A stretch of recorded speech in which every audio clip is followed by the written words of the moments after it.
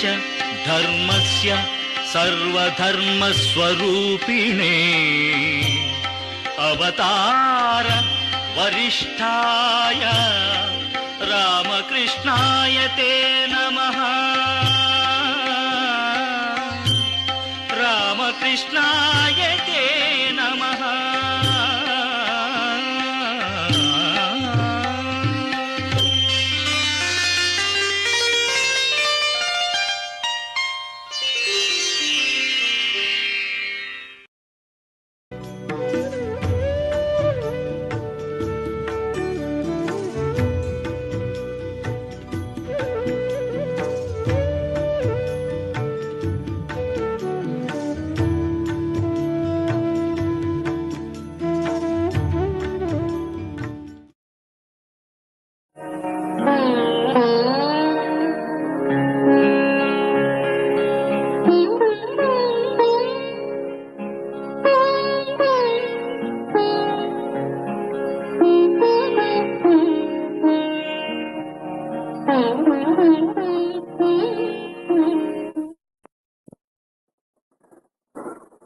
Last Sunday, we were studying verses 15 and 17 of the 6th chapter of the Gita.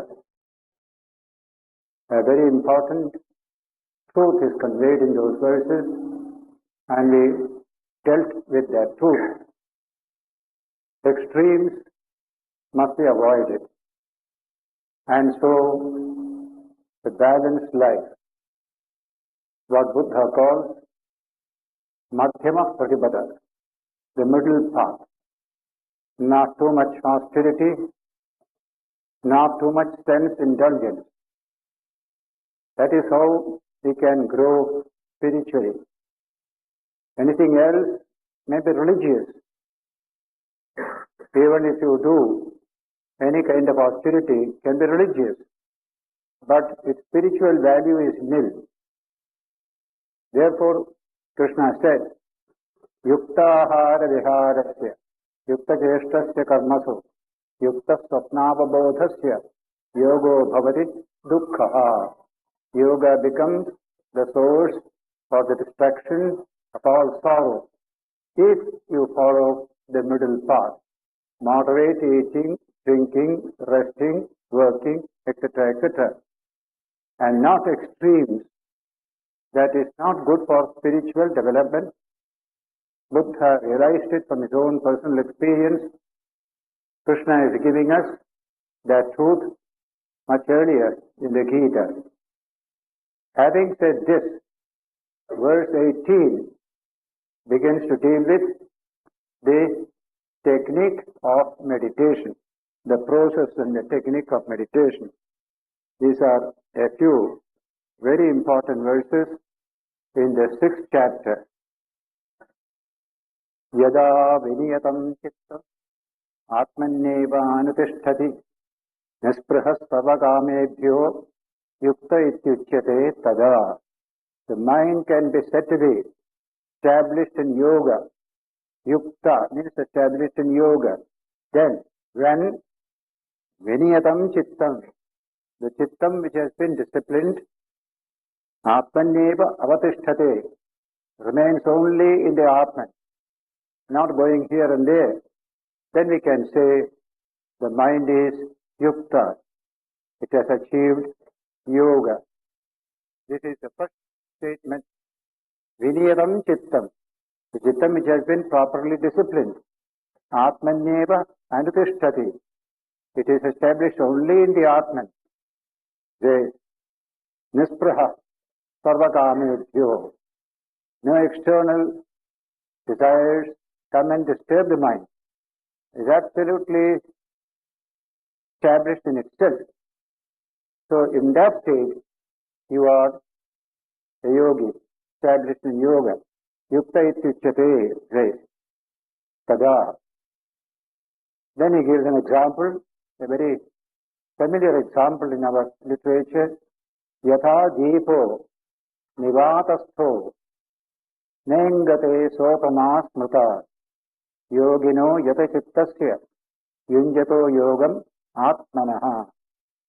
As a lamp which is kept in a place free from wind, is absolutely steady in its place. Such is the example of that mind which has become steady without any fluctuation. The yoga state is compared to that state of a flame. Whenever you see the flame moving all the time, because there is wind all around, it is influenced by all those winds. But when it is put in a place, these influences cannot touch it, it becomes absolutely steady. That's the nature of the human mind in the state of yoga. Absolutely steady.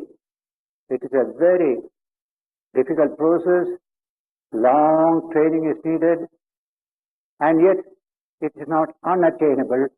It has been attained by people, others also can attain.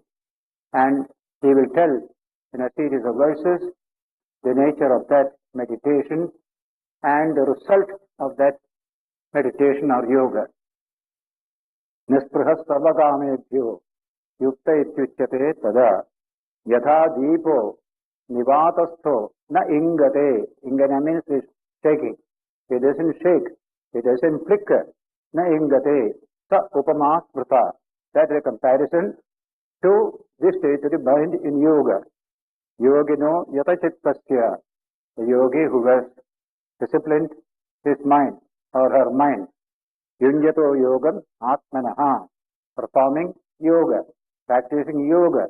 That mind becomes of this nature. Unflickering. 1,000 things will flicker the mind all the time. In fact, Patanjali begins his statement on yoga with this very truth. Two states of the human mind, the scattered state and the gathered state. The scattered state is the normal state of life. Mind is scattered in 1,000 things.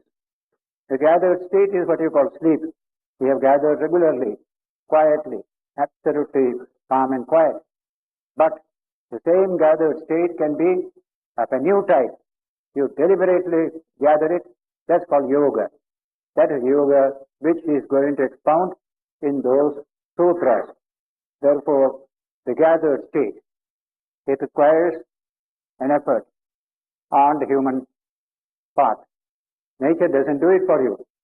Nature has given you the capacity for it, but you have to do it yourself.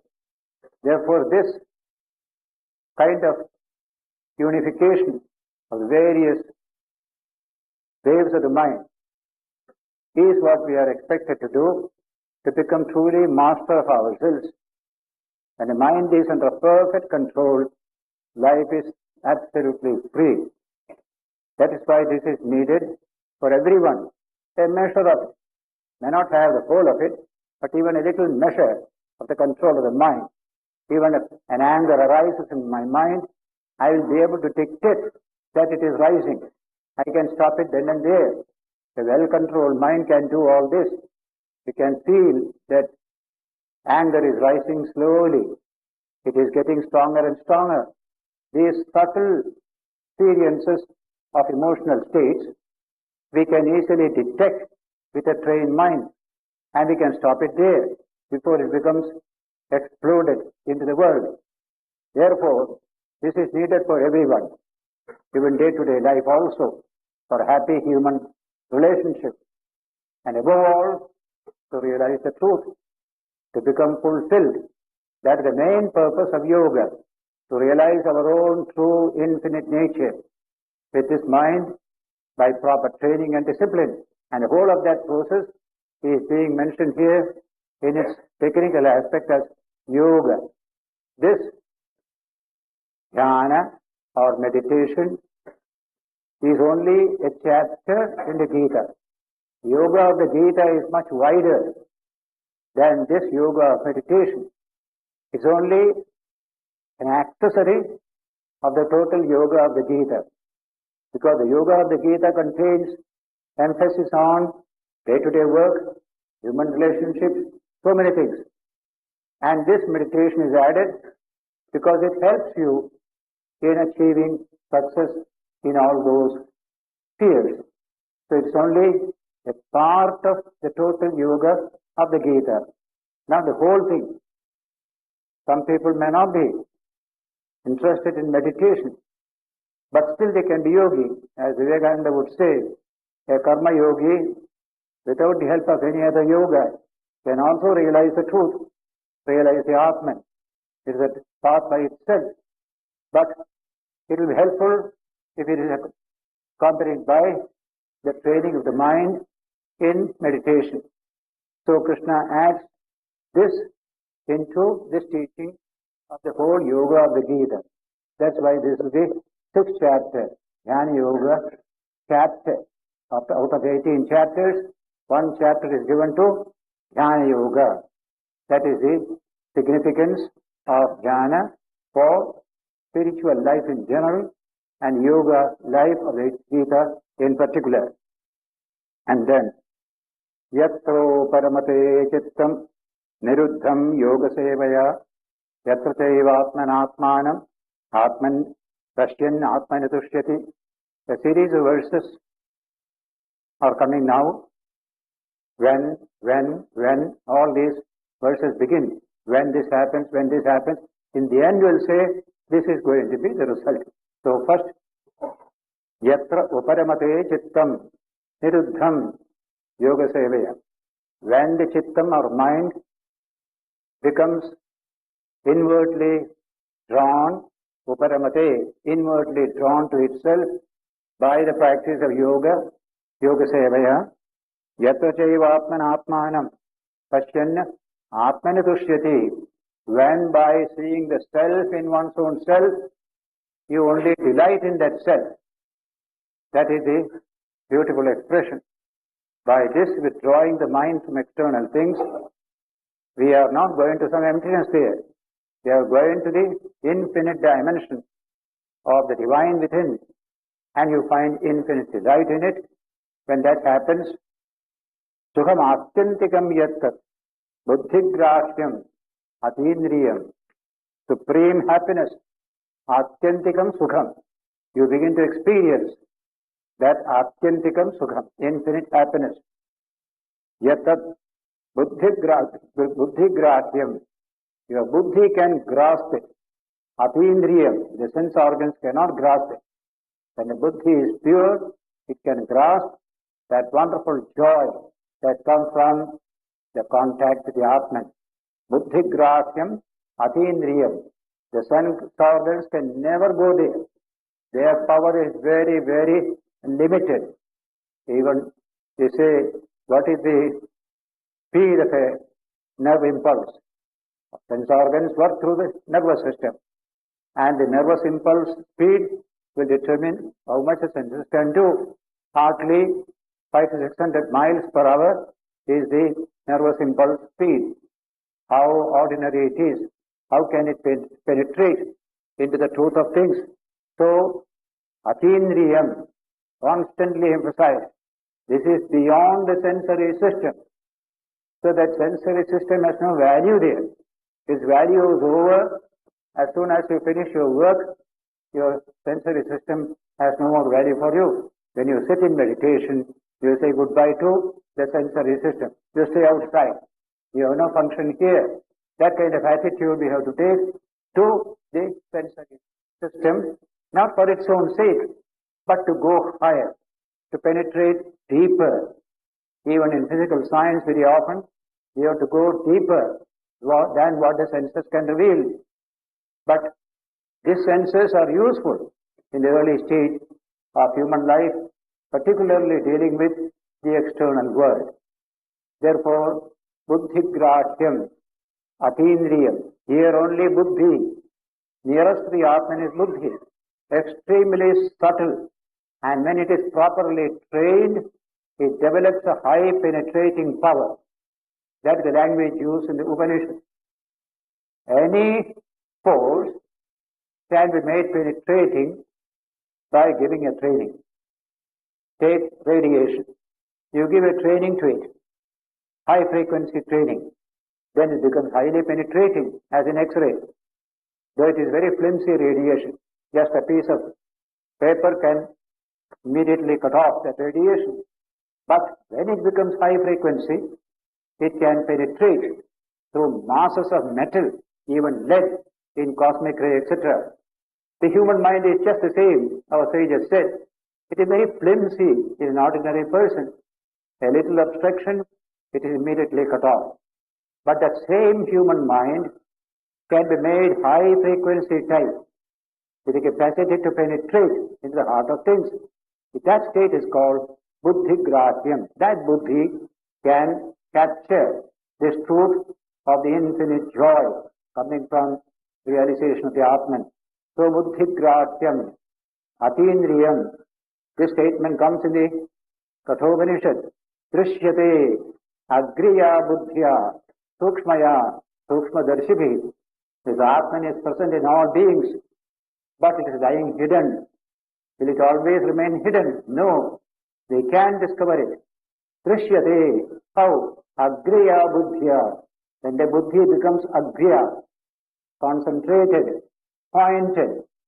That's the nature of that expression. How do you get it? By training the buddhi in dealing with subtle, still more subtle, and still more subtle realities. The buddhi finally gets the capacity to realize the subtlest of reality, the Atman. Drishyate, swagriya buddhya, sukshmaya, sukshma buddhi, not sthula buddhi. Sthula is gross, sukshma is subtle, a subtle buddhi. Sukshma darshibihi, those who have trained themselves to perceive subtle and subtle truths, that group of people is called Sukshma Darshi. So Sukshma Darshis can realize the Atman by their Sukshma Buddhi. So Drishyate Agriya Buddhya. Agriya Buddhi. Agriya means pointed. Just make it as pointed as possible. That is the nature of the human training of the mind. So in that context, the Upanishad had said that Drishyate, the Atman can be realized, but not by the senses, not by the mind, but by the buddhi. Call it in the modern language, but it is the purest of the psychic energy that you have. The purest aspect of psychic energy is raw energy in you. You go on training it, making it a little better, that becomes a mind. Making it still more better, that becomes a buddhi. Same energy, same psychic force, and that buddhi must be achieved. In the Gita earlier also we have said, so many times Krishna has said, develop buddhi, develop buddhi. True education is when you develop buddhi, which can discriminate between the real and the unreal and penetrate into the heart of things. That's called buddhi.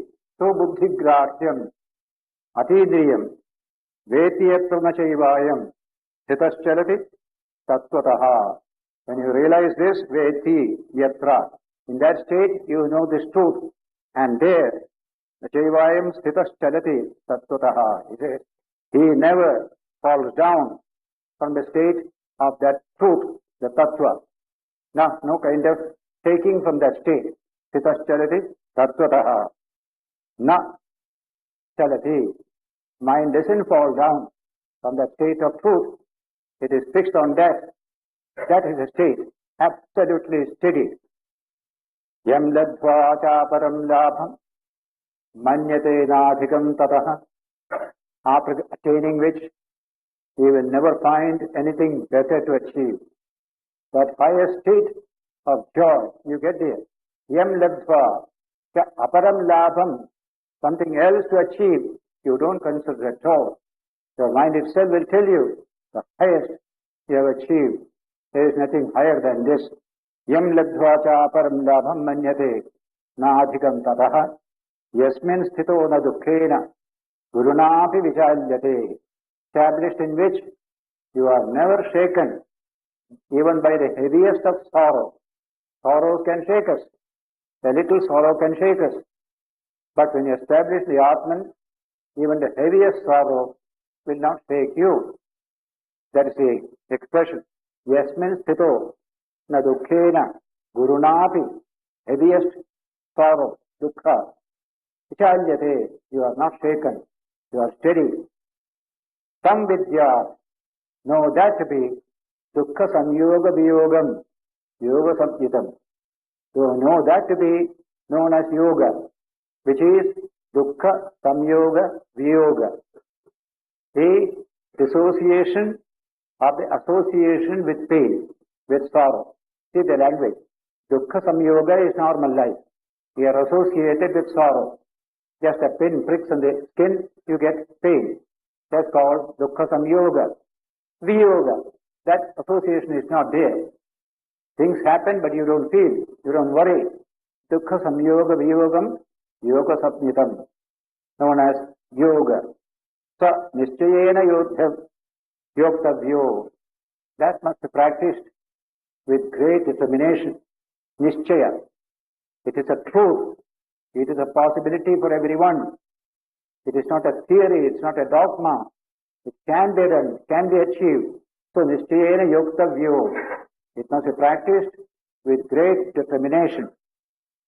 Yogo anirvigna chetasa. Without any kind of depression of mind, steadily it must be done. They may not see it straight away. So we may try to give it up. No. Continue. Let it take 100 years. What does it matter? Something worthwhile. Let me continue this wonderful search for my own true nature, my own true dimension. What is that? What is that profound mystery? Let me try to understand it. This is the method by which we try to understand that truth. So here is just a set of verses dealing with this subject. We can achieve it when we work hard for it. Remember that it's not dogma and creed. That's why in India we analyze the whole world of religion scientifically. There are two classifications of religion. One is ethnical classification, the other is scientific classification. Ethnical is Hinduism, Buddhism, Christianity, these are all ethnical classifications. The other is Bhakti Yoga, Raja Yoga, Karma Yoga, Jnana Yoga.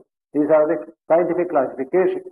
Here Gita deals with the scientific classification of religion, cutting across all these ethnical differences. And therefore, this must be assiduously followed. And some results gained in this very life. That is Krishna's exhortation. And now, when he says, Sankalpa Prabhavan Sarvan, Tektva Sarvan Asheshataha, Kaman, all the kamas, desires, outgoing cravings, which are the product of Sankalpa, when they must, if they are properly controlled, Sarvan Asheshataha completely, Manasaiva Indriya Gramam, Viniyamya, Samantataha, all the sense organs are slowly controlled and disciplined through the manas. Manas is the instrument for controlling all the sensory system. Manas itself is a very subtle sense organ. They call it the sixth organ. And yet, it has the power to coordinate all the five sense organs. Through the manas, therefore, we gather all the energies of the sensory system. In the Kathopanishad, 3rd chapter, manas is compared to the reins. You have horses, the senses are known as the horses. Body is known as a chariot. And the reins constitute the manas. And buddhi is the charioteer, in whose hands the reins are there. Beautiful combination, buddhi, manas, sensory system, and the body. These are the four.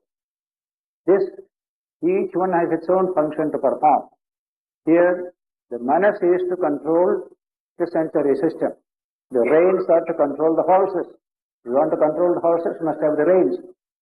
So that is why it's called control the sensory system through the manas.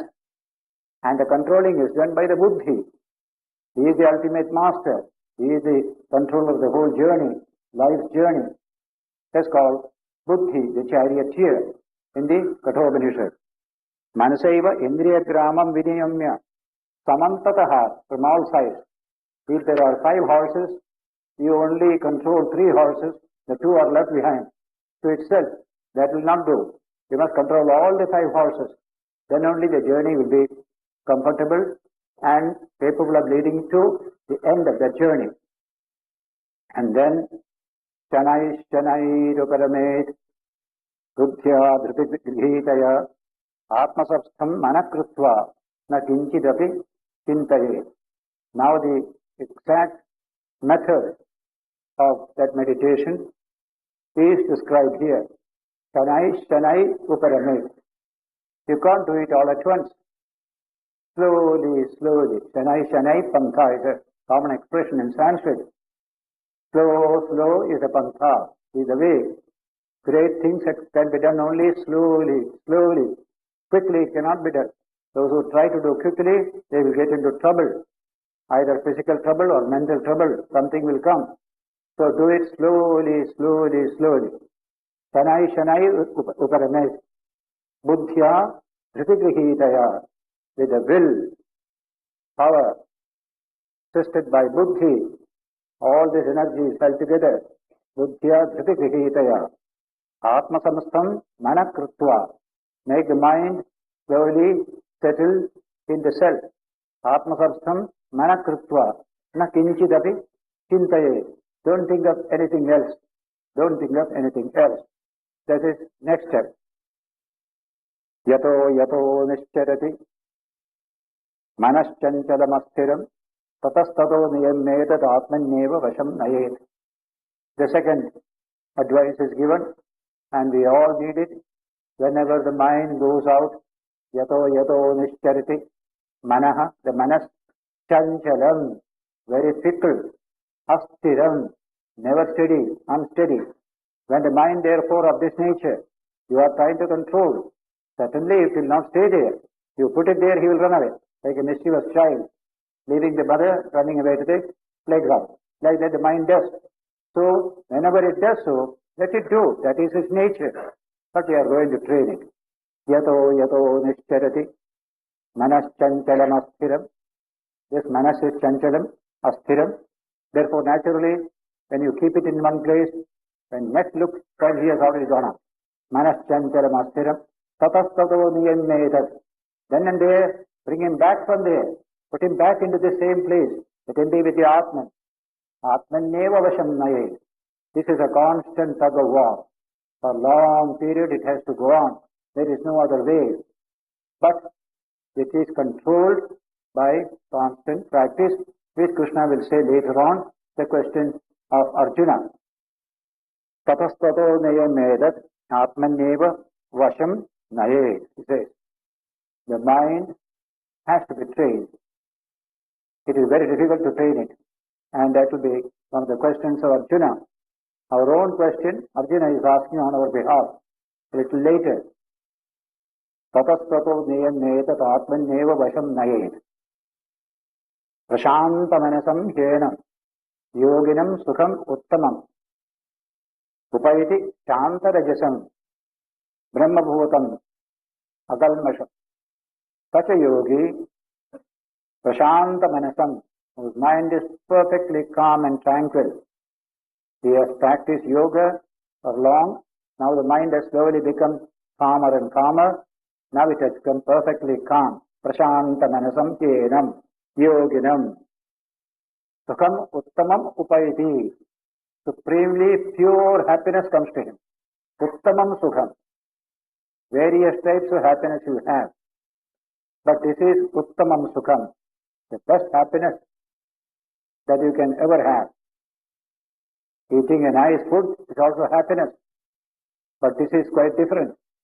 This is uttamam sukham. It is your own. It doesn't depend upon getting something.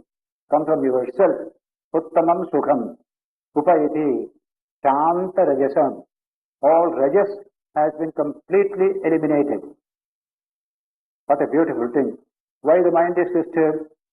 It is rajasic in nature. The rajas element makes the mind run about here and there. That's meaning of rajas. Tamas element, rajas element, both these make the mind absolutely unfit for high purposes.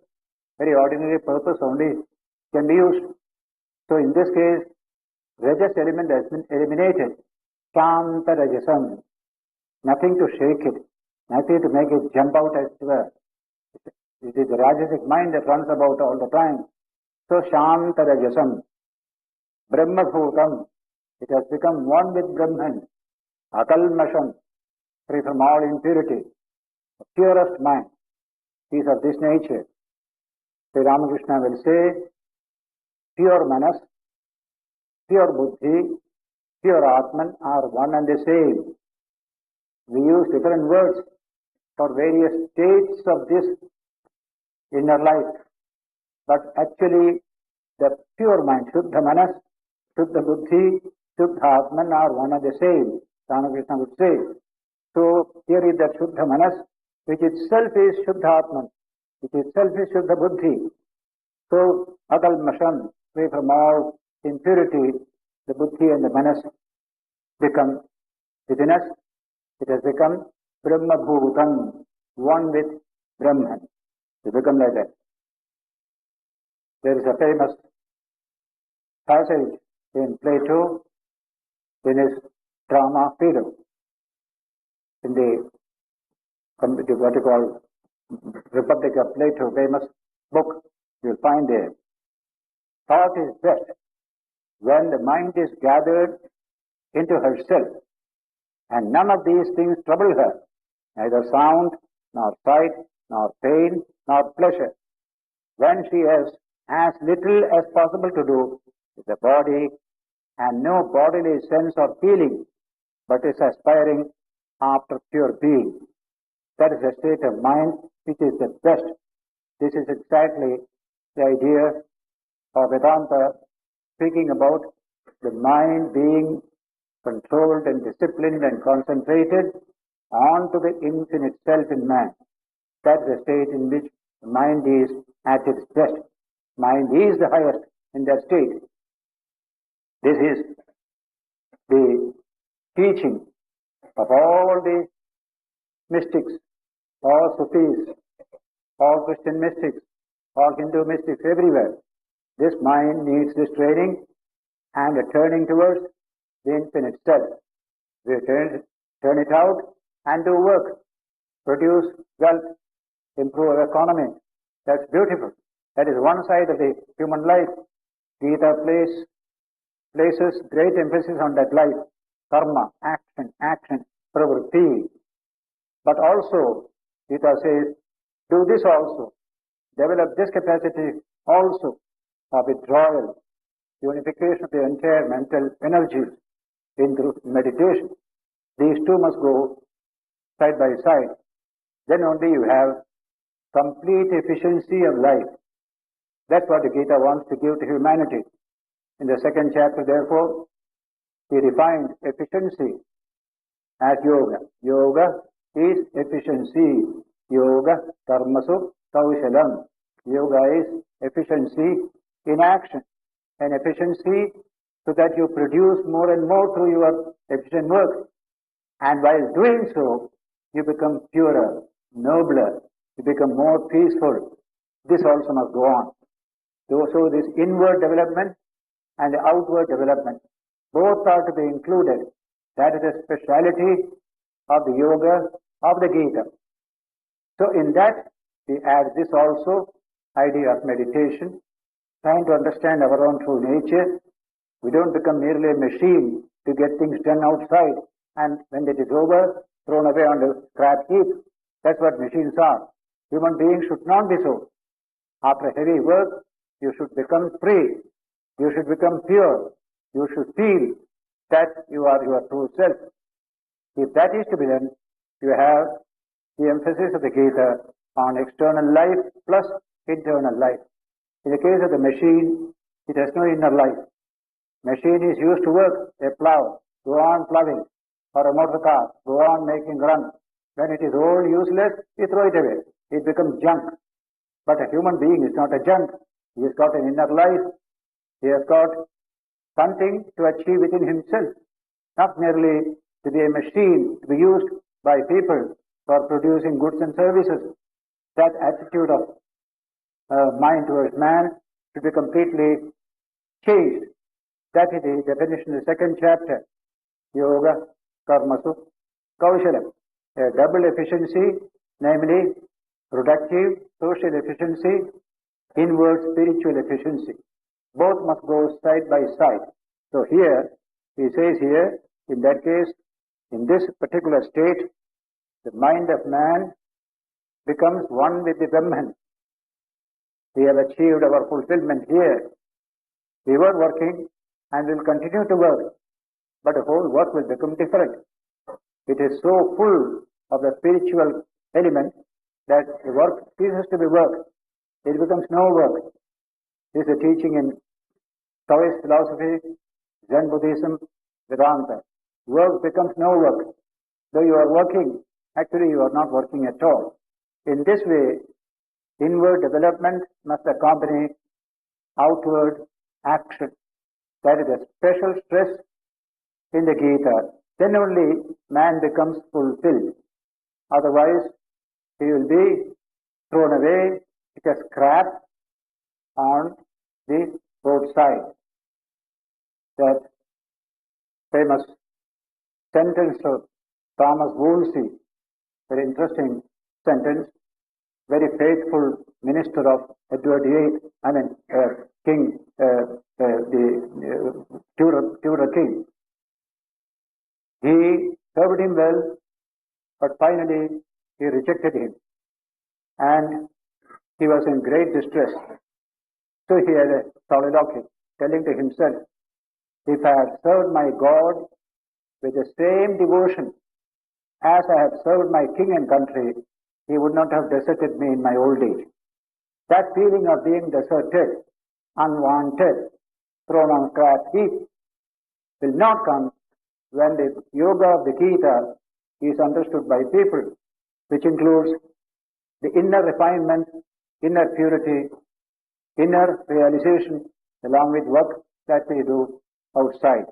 And so, all this sankalpa prabhavan kaman tektva sarvan asheshtaha manasaiva indriyagramam viniyamya samantataha. From all sides, he controlled all the sense organs.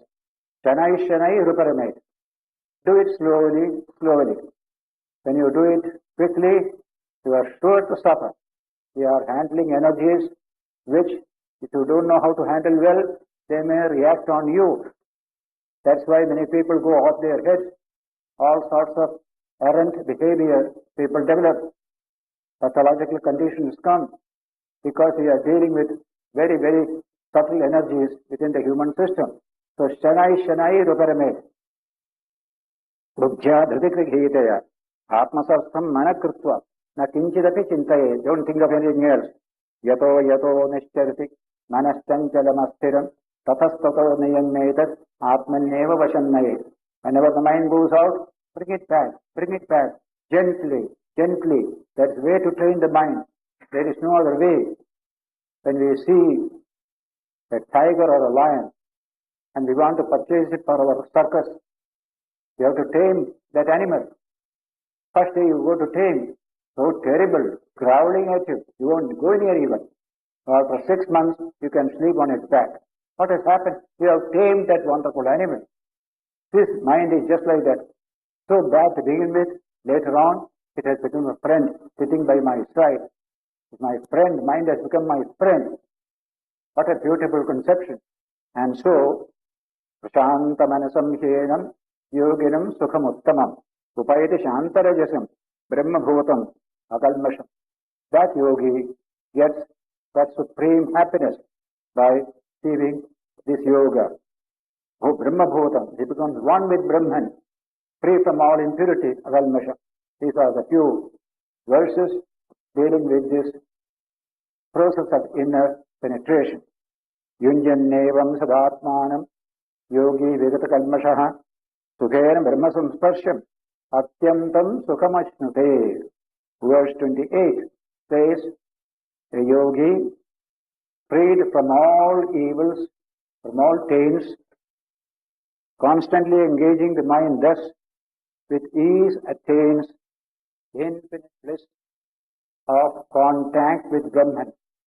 The touch of Brahman, It's a wonderful experience. A touch of the infinite. What a wonderful experience it is. This very mind will get that experience. Brahma Sparsham, he says. Brahma Samsparsham. Sukham coming from Brahma Samsparsham. The touch of Brahman. A touch of God, a touch of the divine. Devotees can understand this language. Just if you can touch the feet of Krishna once, what a joy it is. Devotees understand that statement. Therefore, this Sukhena Brahma Samsparsham, the touch of Brahman, very happily he achieves Atyantam Sukham Ashnute. He enjoys infinite happiness. By eating a nice meal, we feel happy. Getting a kind word, we feel happy. There are so many occasions, they get little happiness. These are all little tidbits of happiness in human life. But consider the ocean of happiness, which is Brahman himself, the infinite ocean of happiness, and we are in touch with that. What must be that state? We cannot make even an imagination of it. But the truth is that many of the books in our tradition have said that every pore of the body you will feel infinite joy when you realize God. Those who have realized God, they have conveyed to us this infinite joy, because God is the essence of joy, the ocean of joy. Ananda Sagara, that's the language we use. So little Ananda we get here is only a little truncated Ananda from that infinite Ananda. And so you give up all these little ones, go to the very source of Ananda, that is God himself. Taittiriya Upanishad refers to every Ananda of man in this world as a little particle of that infinite Ananda which is Brahman, Brahma Ananda. And now this yoga gives you that Brahma Samsparsham, the touch of the Brahman, the infinite Ananda. Atyantam Sukhamashnute. Therefore the Gita says, you achieve infinite happiness with our present state of mind. We can't understand that. We can only say, very great joy, that's all. What exactly is its significance, we cannot appreciate it. Just now, we are satisfied with the little joy that we get here. Even that itself is a great thing for us. We go into ecstasy, getting a little joy. If I have no job, I try after 6 months, I get a job, I am in infinite bliss. That is my joy at that state. This is our human joy. Various levels of human joy. So you can just imagine, multiply them, infinity. That is the joy of Brahman. Atyantam Sukham Ashnute. Now this is the teaching Krishna has given to Arjuna and to all of us. And all of us have doubts.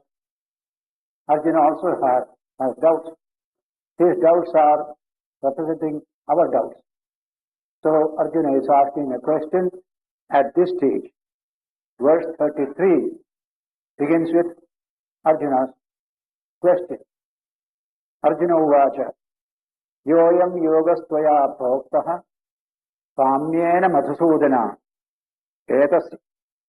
No, yes. Very good. Sarvabhutastam atmana, verse 29. A few more verses are there before you get Arjuna's question. And those verses are the subject Arjuna takes us for the questioning. Mind becomes calm and steady. You develop a spirit of equality.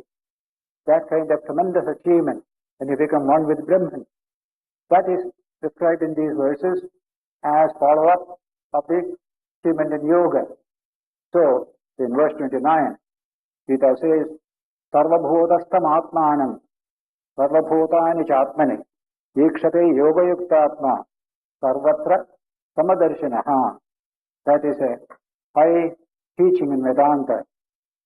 With the heart concentrated by yoga, then with the eye of evenness for all beings, sameness, samatva, samadrishti, evenness.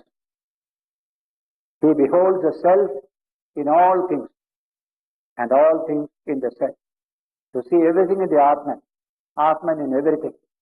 They are the highest vision Vedanta promises to every human being. Sarvabhutastham Atmanam. Sarvabhutani cha Atmani. Bhutastham Atmanam. Atman in all beings. And all beings in the Atman. Ikshate says, this kind of realization, Yoga Yukta Atma, who has achieved yoga. His mind has become one in the spirit of yoga. Sarvatra Samadarshinaha. He sees everything as one infinite Atman. No high and low, nothing is there. The highest democracy comes here. You are perfectly equal with each other because the infinite Atman is present in all beings in its infinite fullness, not in fraction. Sarvatra Samadarshinaha. Samadarshitva is a great teaching throughout the Gita. Have Samadarshitva. Our country needs it more than any other country. We have always had this kind of differential looking on things, people. Man gets a little less money, we look down upon him. Little high, we look up to him. This kind of inequality is terrible in our society. This teaching will be a great blessing in the modern age. Sarvatra Samadarshina is a human being. Whether he has less money or more money, why do you worry? That is not the main value of a human being. There is the infinite Atman within him. This teaching must inspire our people to pass from feudalism to true democracy in the socio-political field. A little bit of this jnana of Brahman must come to us in the socio-political field. Then our democracy will be strong and steady. Then Krishna uses the word now, who sees Brahman in all. Now he puts it as an incarnation who sees me in all. Yo mam pashyati sarvatra, sarvam cha mai pashyati. Those who see me in all beings and all beings in me, the incarnation and the divine are one and the same. Krishna and Vishnu are one and the same. He is the incarnation of Vishnu. So see everything in Krishna. That is why he uses the word Yo mam pashyati sarvatra, sarvam cha mai pashyati. They see me in all beings and see all beings in me. Tasyaham na pranashyami. I shall never be dissociated from him, and he will never be dissociated from me. We are always one together. Tasyaham na pranashyami. I never become separated from him, and he never becomes separated from me. Najas pranashyati. Sarvabhuta sthitam yo mam. Bhajati ekatva nastitaha. Sarvatha vartamanopi. Sayogi mai vartate. Sarvabhuta sthitam yo mam. I, who exist in all beings. Krishna exists in all beings. Sarvabhuta sthitam yo mam. Like a thread that runs through all the pearls in a garland, uniting all the pearls into one garland. Similarly, the Lord exists in all of us as the central thread of being. And so, he who knows me like this, Sarvabhuta sthitam yo mam, bhajati, those who worship me, ekatvam with that one-pointed devotion, I am one with the divine. That attitude, ekatvam sarvatha vartamanopi, whatever may be his mode of life, he always lives in me. He may be selling something in the market. He may be making shoes there or breaking stones on the road, sitting in the chair of administration. Whatever may be his mode of life, he always lives in me. That is the language. Sarvatha vartamanopi sayogi mai vartate. What a beautiful idea. We can see the best devotee and the most unusual places. We have seen in our own history, a shoemaker is one who has realized the divine. A simple housewife, she has realized the divine. Her status is very ordinary in society, but spiritually her status is very high. So this can happen to everyone. whatever be the station of your life or the nature of your work in society, you are always living in Lord Himself in this particular achievement. Sarvata vartamanopi sayogi mai vartate, that yogi lives in me all the time. Atma upamyena sarvatra samam pashyati yorjuna sukham va yadi va dukkham sayogi paramo mataha. Atma upamyena, as you feel about yourself, feel about others also. Atma upamyena.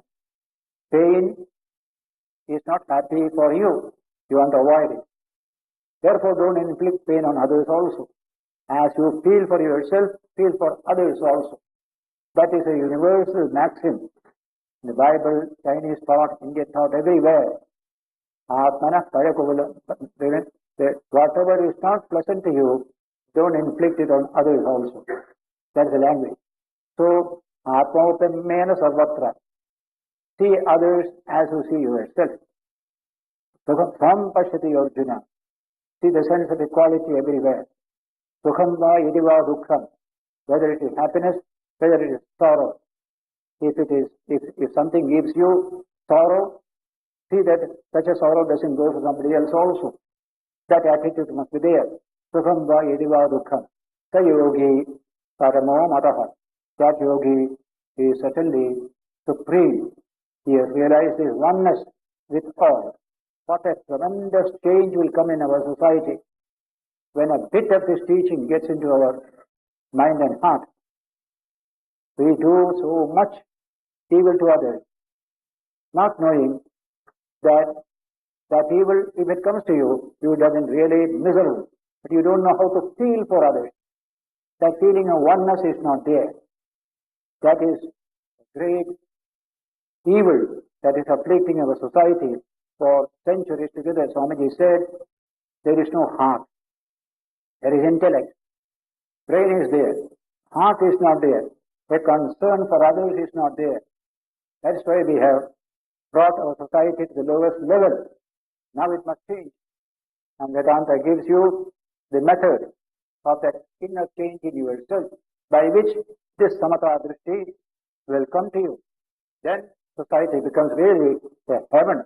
It is happy to live in such a society. You need not go to any heaven above. Here itself we can create a heaven. A Satya Yuga can come in this world when people understand this truth and practice even a little bit of it. Great teachers come for that purpose only.